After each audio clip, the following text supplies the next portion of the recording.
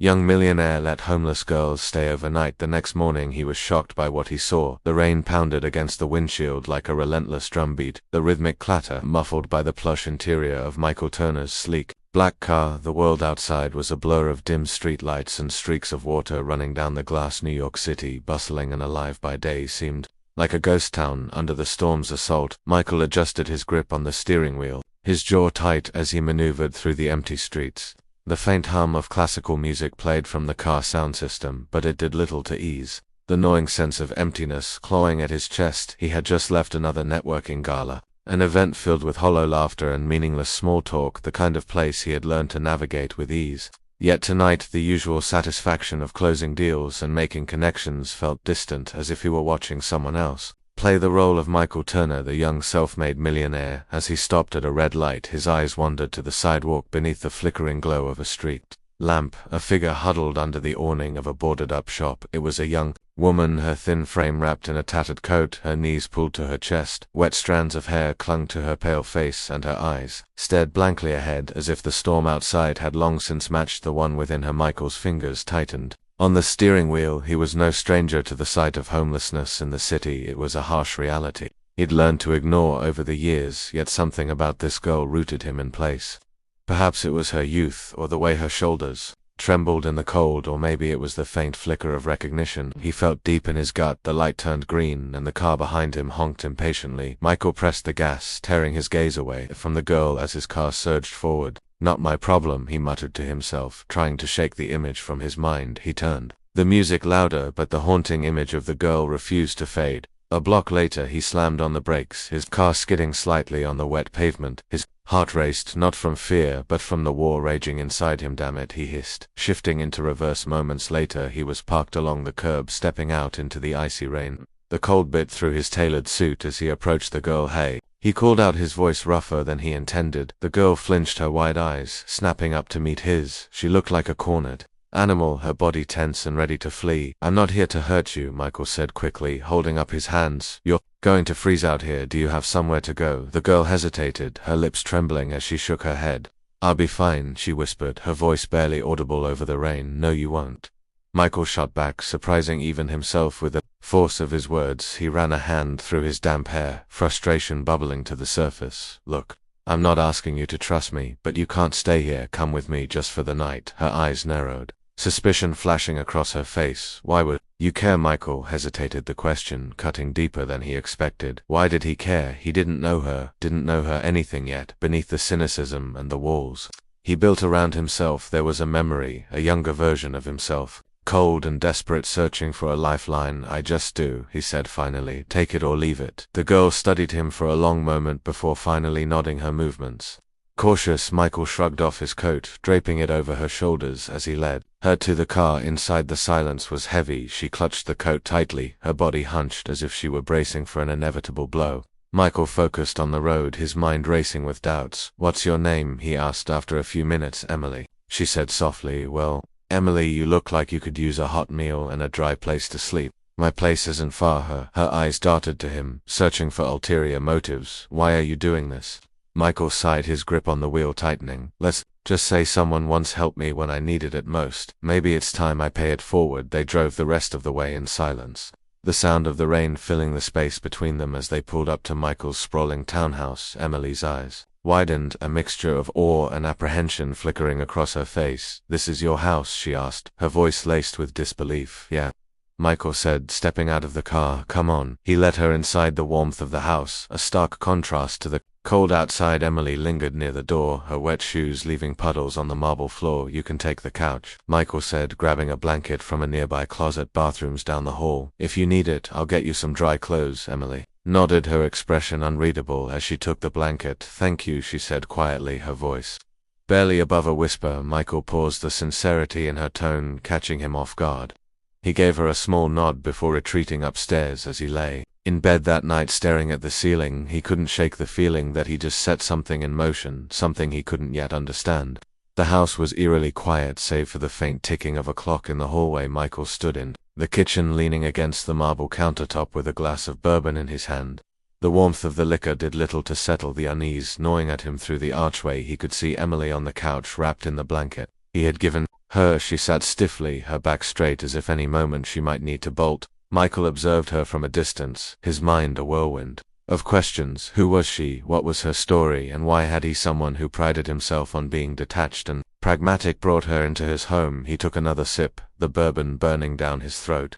Michael Turner wasn't a man who trusted easily or at all. Life had taught him that growing up in a rundown apartment in Brooklyn, he'd learned to rely on no one but himself. His father had walked out when he was 6, and his mother had struggled to keep food on the table by the time he was 18. He was working 3 jobs and sleeping 4 hours a night. Success hadn't come easy, and it hadn't come without cost. Now, at 30, Michael was one of the youngest self-made millionaires in New York. He owned a tech company that had skyrocketed to fame, lived in a house that could grace the covers of architectural magazines, and attended galas where champagne flowed like water. But beneath the polished exterior was a man who had never truly shaken off the weight of his past.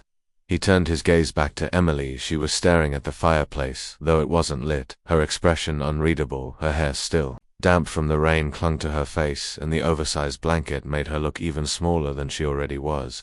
Michael cleared his throat, breaking the silence. "You hungry?" Emily looked up, startled, as if she'd forgotten he was there. She hesitated before nodding. "Wait here," he said, disappearing into the kitchen. A few minutes later, he returned with a plate of leftover pasta. It wasn't much, but it was warm. He set it on the coffee table in front of her and stepped back, watching as she tentatively picked up the fork. "Thank you," she murmured, her voice barely above a whisper. Michael nodded but didn't respond. Instead, he sank into an armchair across from her, his sharp eyes studying her every move. Emily ate slowly, her hands trembling slightly. As she brought each forkful to her mouth, she looked fragile, almost breakable, but there was something in her eyes, something that didn't match the rest of her. They weren't the eyes of someone who had given up. So Michael began, his tone casual, but his gaze piercing. "What's your story?" Emily paused mid-bite, her shoulders tensing. "What do you mean?" "You know what I mean. People don't just end up on the streets for no reason." She set the fork down, her hand brushing a strand of hair from her face. "It's a long story. I've got time," Michael said, leaning back in his chair. Emily hesitated, her gaze darting to the floor. "I left home a year ago. My stepfather," she trailed off, her voice catching. "He wasn't a good man. And my mum, she chose him over me." Michael's jaw tightened, a flash of anger sparking in his chest. He'd heard stories like hers before, but they never failed to strike a nerve. "I thought I could make it on my own," Emily continued, her voice steady but hollow. "But it's harder than I thought. Jobs don't come easy when you don't have an address, and shelters." She shook her head. "They're not always safe." Michael remained silent, his thoughts spinning. Her words reminded him of nights he'd spent sleeping on a mattress on the floor, wondering if his life would ever amount to more than survival. "You don't trust me," Emily said suddenly, her eyes meeting his. Michael blinked, caught off guard. "What makes you say that? You keep watching me, like you're waiting for me to steal something." He let out a humorless laugh. "Can you blame me? I don't make a habit of bringing strangers into my home." Emily's lips curved into a faint, almost bitter smile. "Fair enough." She looked away, her gaze settling back on the dark fireplace. "I don't blame you. Most people don't even look at me, let alone help." Michael didn't know how to respond to that. The truth was, he didn't fully trust her, but something about her story, about her, resonated with a part of him he buried long ago. "Get some sleep," he said, finally standing and heading for the stairs. "The couch is yours for the night." Emily nodded, pulling the blanket tighter around her as Michael climbed the stairs to his bedroom. He couldn't shake the image of her sitting there, small but unbroken. For the first time in years, he felt something unfamiliar, a flicker of empathy, a nagging sense of responsibility. Lying in bed, he stared at the ceiling, his thoughts restless. He didn't know what tomorrow would bring, but one thing was certain: the girl on his couch had already unsettled the carefully constructed world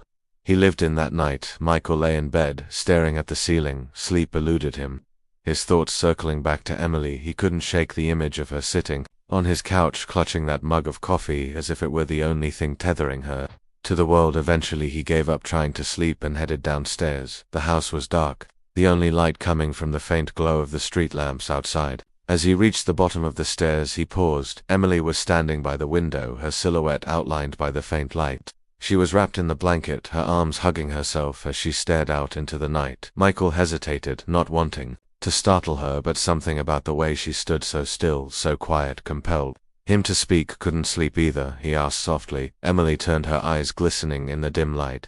She quickly wiped her face, but not before Michael saw the tears streaking down her cheeks. "I'm sorry," she whispered, her voice trembling. I didn't mean to wake you, you didn't, he said, stepping closer. Michael rubbed the back of his neck awkwardly. Small talk wasn't his strong suit, but something about the girl's presence demanded acknowledgement. Sleep on the couch, okay? Emily shrugged, her gaze falling to the coffee table. Better than the street. Michael nodded, unsure how to respond. He motioned toward the kitchen. There's tea, if you want. She hesitated before nodding thank you. In the kitchen, Michael poured 2 cups of warm tea. He handed one to Emily and sat down in the armchair opposite her. The silence between them stretched heavy, but not entirely uncomfortable. So Michael began breaking the quiet. What's your plan? Emily stared into her tea, her fingers tightening around the mug. Plan? You can't stay on the streets forever. Don't you have anyone you can go to? She shook her head, her voice flat. No one. Michael studied her, the faint lines of exhaustion etched into her face. What about work? Have you tried finding a job? Emily let out a hollow laugh. You think it's that easy? No one wants to hire someone who looks like me with no address and no clean clothes. I've tried. Her words stung in their honesty. And for a moment Michael was at a loss. He knew the world wasn't fair. He had fought tooth and nail to escape its merciless grip, but hearing it laid bare from someone else's perspective made it harder to ignore. What about before? He asked cautiously. Before you ended up on the streets, what happened? Emily's shoulders stiffened, her expression hardening. Why do you care? Michael frowned, caught off guard by the sharpness in her tone. I'm just trying to understand. Emily stared at him for a long moment, her eyes searching his. Finally, she exhaled, her posture relaxing ever so slightly. I grew up in a small town in Pennsylvania. She began, her voice distant as if she was speaking about someone else's life. My mum was a waitress. She worked hard, but it was never enough. And then she met him. Michael didn't need to ask who him was. At first he seemed okay. He was nice to her, helped with bills, but it didn't take long for things to change. He started drinking, got mean, and when he got mean with me, she looked the other way. Emily's voice cracked, and she paused to collect herself. Michael said nothing, his chest tightening as he listened.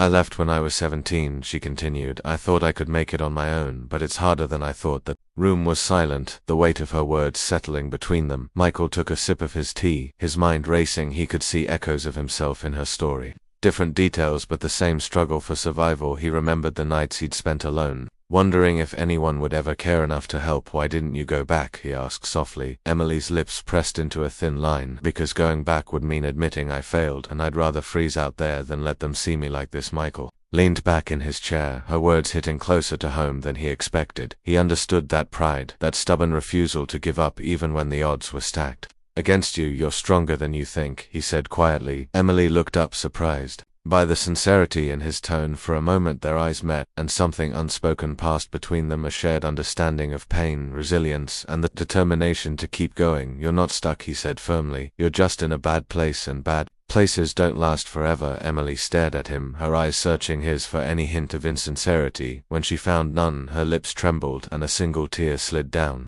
her cheek. Thank you, she whispered. Michael nodded, his hand lingering for a moment before he stepped back. Get some rest, tomorrow's a new day. As he climbed back upstairs, he couldn't help but feel that something had shifted.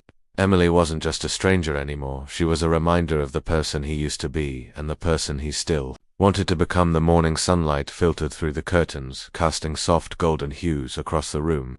Michael stirred awake, blinking against the light as he reached for his phone on the nightstand. 7:32 a.m. He groaned and sat up, running a hand through his tousled hair. The house was unusually quiet, too quiet. He pulled on a t-shirt and made his way downstairs, the cool hardwood floor against his feet grounding him as he descended. The faint aroma of something warm and savory wafted through the air, catching him off guard. He stopped midway, his brows furrowing in confusion as he entered the kitchen. The sight before him brought him to a halt, the kitchen which he had left in a state of chaos. Mugs scattered on the counter, a few dishes in the sink were spotless. The counters gleamed, the sink was empty, and even the small stack of unopened packages near the pantry had been neatly arranged. On the kitchen island sat a plate of scrambled eggs and toast, accompanied by a steaming cup of coffee. Next to the plate was a folded piece of paper, its edges slightly crumpled as though it had been held tightly before being set down. Michael scanned the room, his eyes darting to the living room, but it was empty. Emily was nowhere to be found. He approached the island cautiously, as if the scene might vanish. The moment he got too close, picking up the note, he unfolded it. With a mix of curiosity and apprehension, the handwriting was neat, but shaky, each word carefully written, as though she'd taken great effort to get it just right. Michael, I don't know how to thank you for what you did for me. No one has shown me kindness like that in a long time, and I'll never forget it. You didn't have to stop last night, but you did, and because of that I had a roof over my head and a warm place to sleep. That means more to me than I can put into words. I don't want to overstay my welcome or take advantage of your kindness. I know people like me don't belong in places like this, and I don't want to make things harder for you. I hope one day I can pay this forward the way you did for me. Thank you for reminding me that not everyone has given up on people like me. Emily. Michael read the note twice, the words sinking in slowly. He set it down, his gaze drifting to the plate of food. It wasn't much, just eggs and toast, but the gesture felt monumental. She could have taken anything she wanted. His wallet had been on the kitchen counter, his car keys, his watch, anything of value, all within easy reach, but instead she had chosen to clean, to cook, to leave a heartfelt note and walk away without asking for anything more. He exhaled deeply, his chest tightening as a strange mix of emotions washed over him. Loss, that was the first and strongest feeling that hit him. He hadn't expected it, hadn't realized how much he'd already begun to care about Emily's presence in his home. The house, always so still and empty, had felt different with her in it, and now she was gone. Michael sank onto one of the stools at the island, staring down at the plate of food she had left behind. His appetite was non-existent, but he picked up the fork anyway, eating slowly, almost absently. Each bite felt like a small piece of her lingering in the room, a reminder of the girl who had slept on his couch and shared pieces of her pain in the glow of a rainy night. As he sat there, questions began to swirl in his mind. Why hadn't she stayed? Why hadn't she asked for more help? He had met plenty of people in his life who would have taken advantage of a situation like this, who wouldn't have hesitated to take what they could and disappear, but Emily wasn't like that. The thought unsettled him more than he wanted to admit. He had been so sure that his offer to help was transactional, a one-night gesture of kindness to ease his own conscience. He hadn't expected it to feel so personal. Michael stood abruptly, pacing the kitchen as his mind raced. He couldn't just let her vanish, not without knowing where she had gone or if she was safe. Pulling out his phone, he scrolled through his contacts, unsure of who to call or what to say. He paused, his thumb hovering over a name: Detective Alan Grayson, an old friend from his college days, now working in law enforcement. Michael hesitated, his thumb lingering over the screen. Was this overstepping? Emily had clearly chosen to leave, and he had no right to interfere, but the image of her standing by the window last night, tears streaming down her face, wouldn't leave him. He set the phone down, running a hand through his hair in frustration. I just need to know you're okay, he muttered to himself. The sunlight streaming through the window felt too bright to cheery for the storm of emotions brewing inside him. Michael's life had been built on control, controlling his environment, his business, his relationships, but now with Emily he felt like he was grasping at something intangible, something he didn't fully understand. Taking a deep breath, he picked up the note again, his fingers brushing the paper's edges. He read the final line once more: thank you for reminding me that not everyone has given up on people like me. Michael set the note down gently, his resolve hardening. He didn't know where this road would lead, but one thing was clear. He couldn't simply let her disappear. Emily had entered his life like a whisper, but her presence was already echoing loudly in his heart. Michael couldn't stop thinking about Emily. Days passed, but her note remained on the kitchen counter, untouched, as if moving it would erase her presence entirely. Each time he walked past it, he felt a pang of guilt and something deeper, something harder to name. He had told himself it was just one night, a simple act of kindness that wouldn't leave a lasting impact. Yet here he was unable to focus on work or even enjoy the quiet luxury of his home. The silence, once a comfort, now felt suffocating. Finally he gave in, armed with nothing but a vague description and the memory of her trembling figure under the rain. Michael began to search. He drove through the streets of New York, scanning sidewalks and alleys, stopping at shelters and soup kitchens, asking anyone who would listen if they'd seen a girl matching Emily's description. Most people shrugged or shook their heads. A few offered vague suggestions: try the park, the subway stations, but none of them led to Emily. The city that Michael once viewed as his playground now felt like an endless maze, each corner leading him further from the answers he sought. But he couldn't bring himself to stop. He told himself it was about closure, about making sure she was safe, so he could move on, but deep down he knew it was more than that. Emily had stirred something in him, something he hadn't felt in years, a need to connect, to care. It was on the 5th day, just as he was beginning to lose hope, that he found her. Michael had stopped at a small diner on the outskirts of the city, more out of exhaustion than any real expectation of finding her there. The place was unremarkable: faded vinyl booths, flickering fluorescent lights, the smell of grease hanging in the air. He slid into a booth and ordered a coffee, rubbing his temples as he tried to decide his next move. Then he saw her. She was behind the counter, her hair tied back in a messy ponytail, wearing an oversized apron that hung awkwardly on her slight frame. She was carrying a tray of dishes, her movements careful but efficient, her expression focused. Michael froze, his heart pounding in his chest. It was her, there was no doubt about it, but she looked different, stronger, somehow more determined. He stood, his legs unsteady, and approached the counter. Emily didn't notice him at first, too absorbed in her task. "Emily," he said softly, his voice barely above a whisper. She turned, her eyes widening in shock. For a moment neither of them spoke. "Michael," she finally said, her voice laced with both surprise and apprehension. "What are you doing here? I've been looking for you," he admitted, his voice earnest. "Are you okay?" Emily's gaze flickered to the other customers, then back to him. "I'm fine," she said quickly. "I'm working." Michael took in the scene around them, the humble diner, the tired faces of the other employees, and something inside him twisted. "Can we talk?" he asked, gesturing toward a quieter corner of the diner. Emily hesitated, but eventually nodded. She handed off her tray to a coworker and followed him to an empty booth. The silence between them was heavy as they sat across from each other. Michael studied her face, noting the faint shadows under her eyes and the way her hands fidgeted in her lap. "Why did you leave?" he asked finally. Emily sighed, her shoulders sagging. "I didn't belong there, Michael. Your world and mine, they're too different. You didn't even give me a chance to help." "You," he said, his frustration evident. "You did help me," she countered. "You gave me a place to sleep, a meal, and more kindness than I deserved. But I couldn't stay. I don't want to be someone's charity case." Michael frowned, her words hitting harder than he expected. "It wasn't charity. I wanted to help because I care." Emily shook her head, a small, bitter smile playing on her lips. "You don't even know me." "Maybe not," he admitted, "but I know enough to see that you're stronger than you think. You didn't take anything from my house, Emily. You could have, but you didn't. That says more about you than you realize." Her expression softened, and for a moment she looked away, her fingers tracing the edge of the table. "I don't want to rely on anyone else," she said quietly. "I need to prove to myself that I can do this on my own." Michael leaned forward, his voice firm but gentle. "There's nothing wrong with accepting help when you need it. It doesn't make you weak, it makes you human." Emily looked at him, her eyes filled with a mixture of gratitude and doubt. "Why do you care so much?" He hesitated, searching for the right words. "Because I've been where you are. I know what it feels like to have nothing to think. No one cares, but someone cared enough to help me, and it changed my life. Maybe I just want to do the same for you." For a long moment neither of them spoke, then Emily let out a soft sigh. "I've been working here for a week," she said. "The pay isn't much, but it's honest and it's a start." Michael's lips quirked into a small smile. "It is, but you don't have to do it alone." Emily didn't respond right away. She looked down at her hands, her expression conflicted. Finally, she nodded, a faint smile tugging at the corners of her mouth.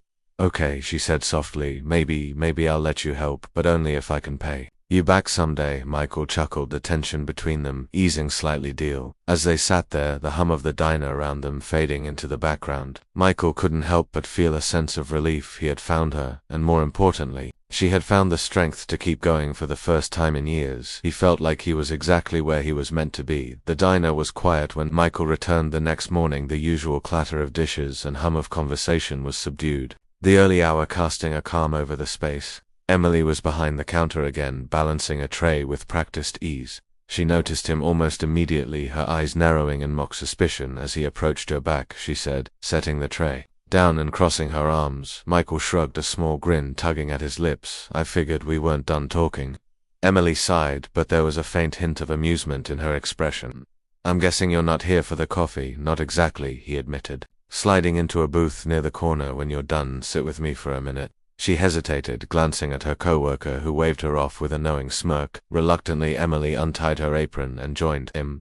"All right," she said, leaning back against the booth. "What's this about?" Michael clasped his hands together, his expression turning serious. "I want to offer you a job." Emily blinked, clearly caught off guard. "A job doing what?" "Being my assistant," he said simply. "You'd work with me at my company. I'll teach you everything you need to know." Her brows furrowed and she shook her head. "I don't know anything about business, Michael. I'd be useless." "That's not true," he countered. "You're resourceful, smart, and driven. I've seen it. All you need is a chance." Emily looked down at her hands, her fingers fidgeting nervously. "Why are you doing this? You barely know me." Michael leaned forward, his voice steady but earnest. "Because someone once gave me a chance when I didn't deserve it, and because I believe in you even if you don't believe in yourself." Yet her eyes glistened and she quickly looked away, trying to mask the emotion welling up inside her. "I don't want to be a burden," she whispered. "You won't be," Michael assured her. "This isn't charity. Emily, it's an opportunity, and if you take it, I promise you won't regret it. The air between them was heavy with unspoken emotion. Emily looked up, her gaze locking with his for the first time. She saw not just a wealthy stranger, but someone who genuinely cared about her future. Okay, she said finally, her voice barely above a whisper. I'll try. Michael smiled, relief washing over him. That's all I asked. The first few weeks were a whirlwind. Emily moved into a modest apartment near Michael's office, which he helped her arrange, though she insisted on paying him back for the deposit. She started working as his assistant, learning the ins and outs of the business world with a determination that impressed even Michael at first. It was overwhelming, the pace of the office, the jargon, the constant stream of emails and phone calls. It was unlike anything Emily had ever experienced, but Michael was patient, guiding her through each task and never making her feel inadequate. One evening as they worked late on a presentation, Michael leaned back in his chair and stretched, letting out a groan. You're picking this up faster than I expected, he said, glancing at Emily. She looked up from her notepad, where she'd been furiously scribbling notes. Really, he said with a grin. You're a quick learner. I'm impressed. Emily smiled, a small flush rising to her cheeks. Thanks, I'm just trying not to mess up. You won't, Michael said firmly. And even if you do, that's part of the process. Everyone makes mistakes. She nodded, her confidence growing ever so slightly as they packed up for the night. Michael noticed a small notebook fall from Emily's bag. He bent down to pick it up, intending to hand it back, but the page it had landed on caught his eye. It was a sketch, a rough but detailed drawing of the city skyline at sunset, the buildings bathed in soft golden light. The lines were fluid and expressive, capturing the essence of the scene with remarkable clarity. Did you draw this? He asked, holding up the notebook. Emily froze, her eyes widening. Oh, that's nothing, just something I do when I'm bored. Nothing, Michael repeated, his tone incredulous. Emily, this is amazing. You have real talent. She shrugged, clearly embarrassed. It's just a hobby. I used to draw a lot when I was younger, but it's not like it's useful or anything. Michael frowned, closing the notebook gently. Don't sell yourself short. This is more than just a hobby. Have you ever thought about pursuing it seriously? Emily shook her head. I wouldn't even know where to start, and besides, I have enough on my plate right now. Michael studied her for a moment, a thoughtful expression on his face. Well, if you ever change your mind, let me know. I think the world could use more of what's in here. He tapped the notebook lightly before handing it back. Emily took it, her fingers brushing against his for a brief moment. Thanks, she said softly that night, as she sat in her small apartment. Emily flipped through the pages of her sketchbook for the first time in years. She allowed herself to wonder what might be possible if she truly embraced her talent. Meanwhile, Michael couldn't stop thinking about her drawings, the way she captured light, movement, and emotion in just a few strokes. It was extraordinary. He made a mental note to keep encouraging her, knowing that her talent deserved to be seen. Over the next few weeks, their bond deepened. They shared late nights at the office, stories about their pasts, and even moments of quiet laughter over shared meals. Michael began to open up about his childhood, about the struggles he'd faced and the people who had helped him along the way. Emily listened intently, realizing for the first time just how much they had in common. They were both survivors, both fighting to carve out a place in a world that had often been unkind for Michael. Watching Emily grow and thrive was more rewarding than he could have imagined, and for Emily, having someone who believed in her, who saw her potential, was a gift she never thought she'd receive. Little did they know, the seeds of something extraordinary had been planted, and the best was yet to come. The night was quiet in Michael's penthouse, the city's distant hum filtering through the floor-to-ceiling windows. Emily sat on the couch, a steaming mug of tea in her hands. She had come a long way in the months since Michael had found her, but tonight something felt different. Michael joined her, a whiskey glass in his hand. He settled into the armchair across from her, his expression unusually serious. You're quiet, Emily said, tilting her head as she studied him. Michael stared into his glass, swirling the amber liquid slowly. There's something I've been meaning to tell you, he said. After a moment, Emily leaned forward slightly, her brow furrowing. What is it? He sighed, the weight of his thoughts pressing down on him.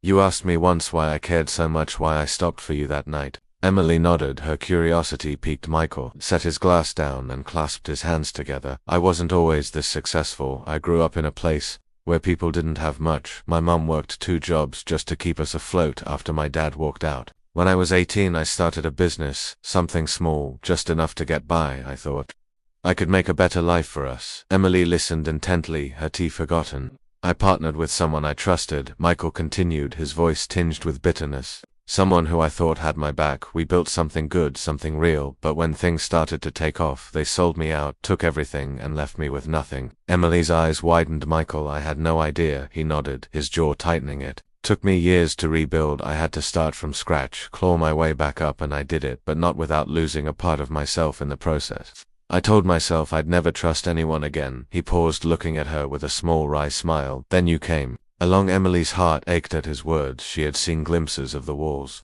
he kept around himself, but now she understood why they were there. I didn't know why. I stopped that night, he admitted. Maybe it was because I saw something familiar in you. That fight, that determination, or maybe I just needed to prove to myself that I could still care about someone. Emily reached out her hand, resting on his. You've done more for me than anyone ever has. You didn't have to, but you did, and I'll never forget that. For a moment the room was filled with an unspoken understanding between them, a connection forged through shared pain and resilience. Months later, Emily stood in the center of an art gallery, the walls adorned with her sketches and paintings. The room buzzed with conversation as visitors admired her work, their faces alight with wonder and appreciation. Michael stood off to the side, watching her with quiet pride.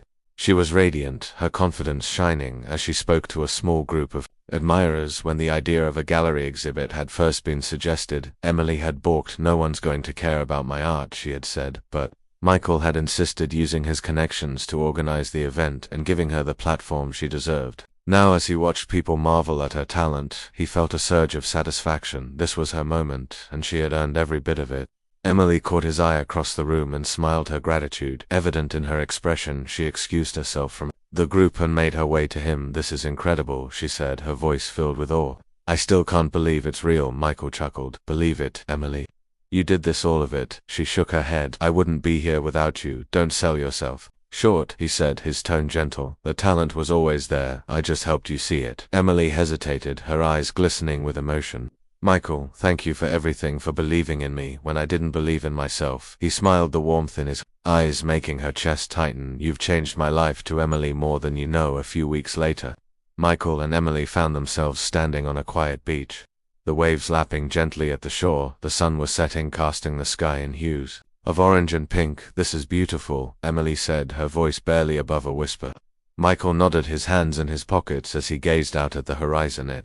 As they stood in comfortable silence for a while, the sound of the waves filling the air. What's next for you? Michael asked, eventually glancing at her. Emily smiled softly. I want to keep creating, keep sharing my art with the world, and I want to help others the way you helped me. There are so many people out there who just need someone to believe in them. Michael's chest swelled with pride.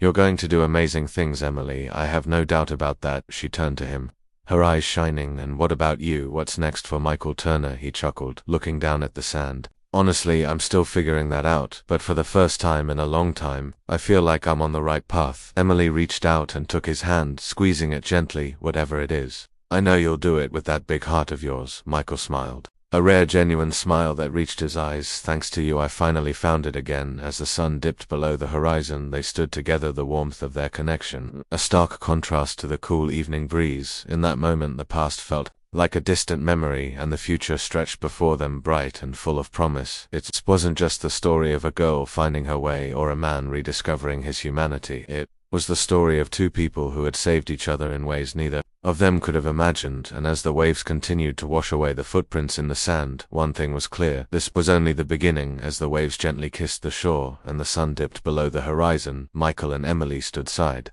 by side, their lives forever changed by an act of kindness that had blossomed into something extraordinary. This story reminds us all that even the smallest gesture can spark a transformation, not just in others, but in ourselves. Sometimes helping someone else find their light is the very thing that lights our own. If this story touched your heart, don't forget to hit the like button, share it with someone who needs a little hope, and subscribe to Soul-Stirring Stories. Join us for more heartfelt tales that inspire, heal, and remind us of the beauty of the human spirit. Thank you for watching, and we'll see you in the next story.